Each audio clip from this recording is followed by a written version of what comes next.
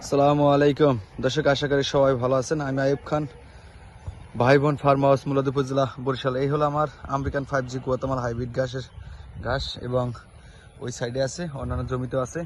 তা আজকের আলোচনা থাকবে এই গুয়াতেমালা ঘাসের কাটিং কেমন হয় এবং চারা কেমন হয়, এই ঘাসের বীজ হয় কিনা, এগুলো নিয়ে কথা থাকবে। আশা করি পুরো ভিডিওতে থাকবেন এবং A to Z চাষ পদ্ধতি দেখেন। দর্শক, আপনাদেরকে কাটিং ডেলিভারি দেওয়ার পরে যে অবশিষ্ট কাটিংগুলো থাকে, যেগুলো না দেওয়ার মতো, সেই কাটিংগুলো আমরা রোপণ করি।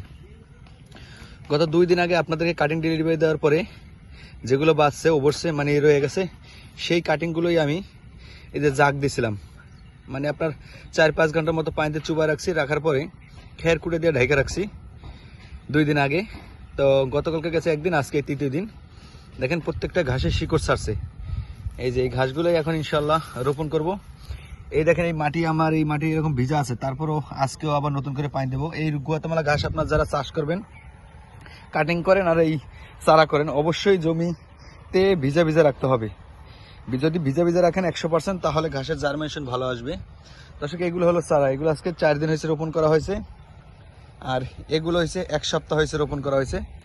এইগুলো সব 100% জার্মিনেশন আসবে। মাটি দেখেন, মাটিটা ভিজা ভিজা আছে, তারপরও আপনার আজকে আবার নতুন করে পানি দেবো। দেখেন এই যে মাটি ভিজা আছে, এরপর আবার পানি দেবো যাতে এই ঘাসটা দ্রুত জার্মিনেশন আসে। দেখেন এগুলো হলো চারা।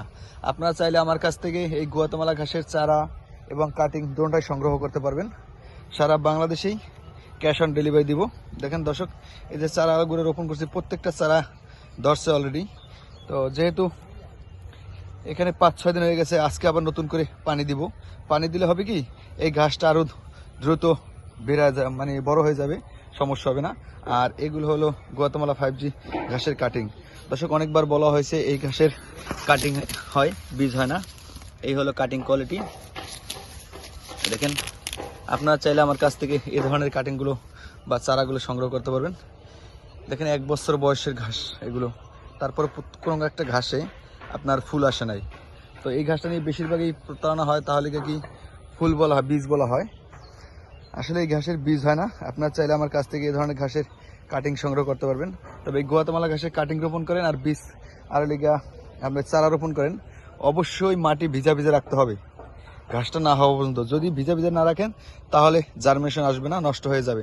দেখেন দর্শক, এই যে রোপণ করছি চারা এগুলো 100% জার্মিনেশন আসে এবং কাটিংও আপনার 95 থেকে 100% আসে। যদি আপনার মাটি ভিজে ভিজে থাকে, তাহলে কাটিং মিস হওয়ার সম্ভাবনা 0%।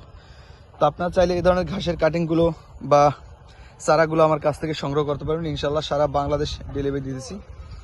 এই গুয়াতেমালা 5G ঘাসের কাটিং এবং চারা দুটোই আমার কাছে পাবেন।